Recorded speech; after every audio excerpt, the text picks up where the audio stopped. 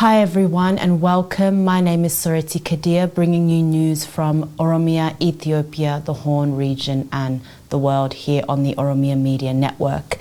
The Ethiopian Human Rights Commission reported last week that there has been an increase in violence by the government in the western parts of Oromia. The Commission also reported that the armed group Fanno have over the last 5 years been killing civilians and displacing people from their homes whilst also burning property.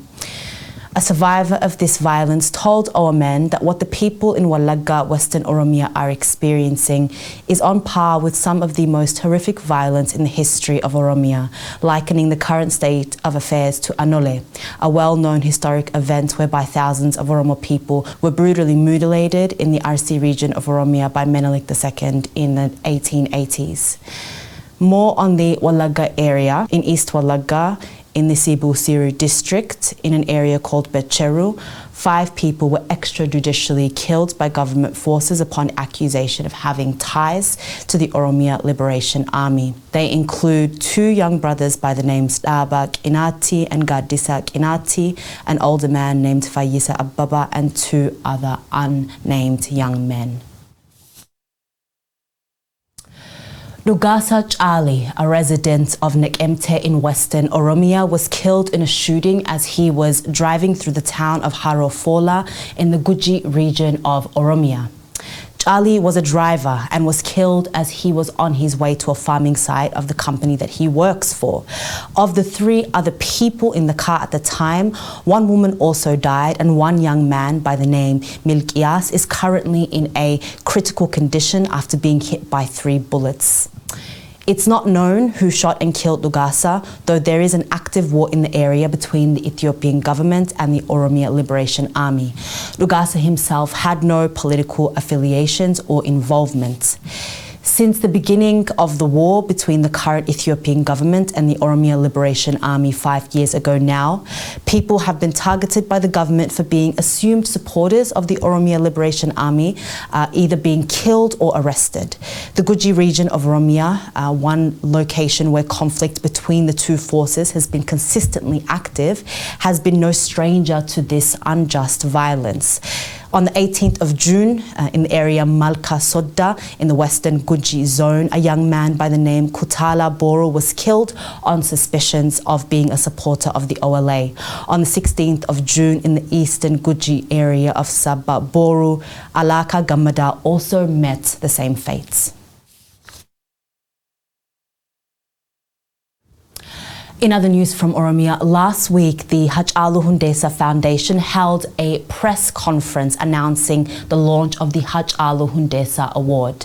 Fantu Demise, wife of the slain popular singer-songwriter, shared that the intention of the award is to strengthen and celebrate the creative industry in Oromia with a stated mission to recognize and celebrate outstanding musicians who embody the spirit of Hachalu Hundesa by using their art to inspire, educate and bring about positive transformation in society. The award includes 12 categories ranging across a variety of music disciplines. In honor of Hachalu Hundesa, the awards mark the day of the singer's death in 2020, being held for the first time on the 29th of June this year.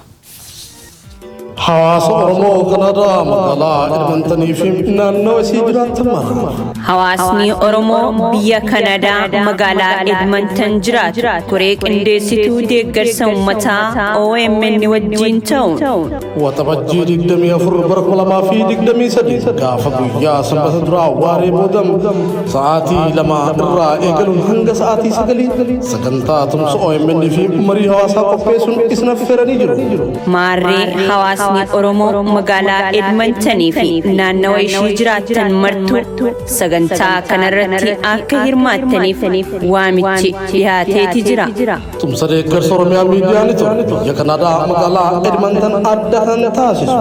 Maatiin Oromiyaa Miidiyaa Neetwork baay'inaan irratti argamuuf qophii xumuruu isaaniiti. Maatiin OMN Daayireektar olaanaa OMN Dajanee Guutamaatiin durfamu. Teeknishaana OMN Abdii Jamaal gaazexeessaa Usmaan Baayyuu, gaazexeessituu Faayizaa Iliyaas, gaazexeessituu Na'imaa Umar, gaazexeessaa Usmaan Abdulaxiifii fi keessummoonni biroo sagantaa kanarratti ni argamu.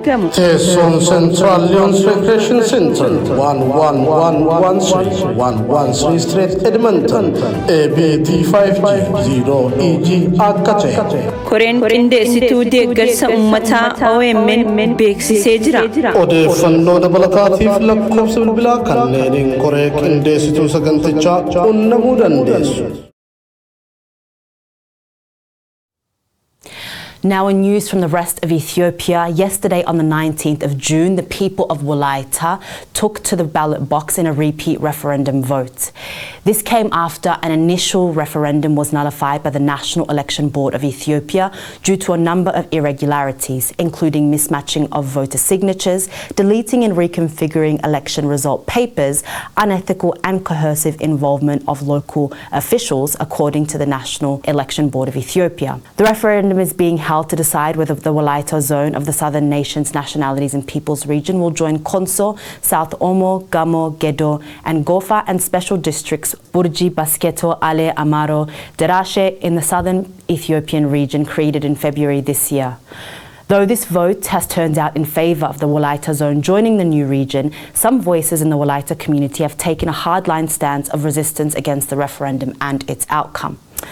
An open letter written by a group called Wolaita Natives in the UK, London, states that the people of Wolaita desire self-determination in the form of their own regional state, recounting that the Wolaita state was one of the 9 regional states decided upon in the early period of the 1991 to 1995 political transition in Ethiopia. And it was only towards the end of its period that it was decided to make Wolaita part of the SNNP's region. The statement calls the referendum of February vague and labels yesterday's referendum unrelated to the people's demands.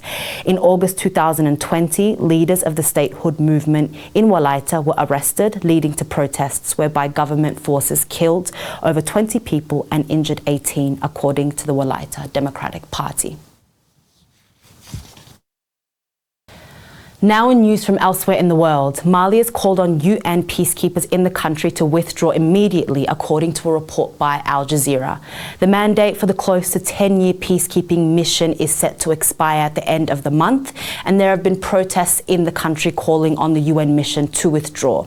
According to the same reports by Al Jazeera, El Gassim Wayne, the head of the UN mission in Mali, said after the meeting of the 15-member council that conducting UN peacekeeping operations was nearly impossible without the consent of the home country.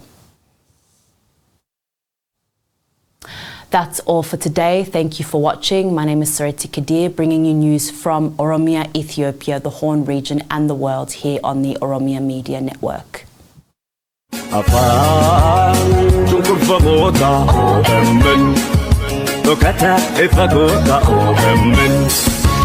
حواس أورمو أمريكا كتاب الجنس سياتل جراتن مرا حواس أورمو أمريكا كتاب الجنس سياتل أدوليس سدد براكنا ما في دي دمي سدد واري بود ساتي لما الرجل أبون سجنتاتهم سا أو من في مري حواسا قبسني اسن إيجا تجرو إيجر سميديا ولا بافي سكليش قرفم توتا أو من مري حواسا كان الرجل من أورمو أمريكا كتاب الجنس سياتل داندوش جراتن مرتو أفيرم تنيجر تجرو قرين إنديستو سجنتجا كسبوني سجنتا كان الرتي أرجمني دايركتوري أولانا أو من دجني جوتما مسين سبوردي أو من دكتور أحمد قلتشوفي شيخ آدم كبيرة يوتاني غاز استو تجمعي OMN آسيا محمد تصفيا منا في محدي جنيدي سجنتاتم سميديا وربا في مريم متا كان الرتيني أرجمو تيسون تين 3515 S Alaska Street Saddle Fannoo dabalataatiif daakuu isa bilbilaa kanaan koree qindeessituu sagantichaa dubbisuu dandeessu.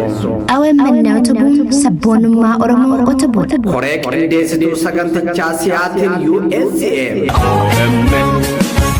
Kaleeshalle akarrattu ndoofte dhugaa qabate kanattu milkoofte miidiyaa haqa daandii kee kacaalu agarra kaayyoo kee furmaata.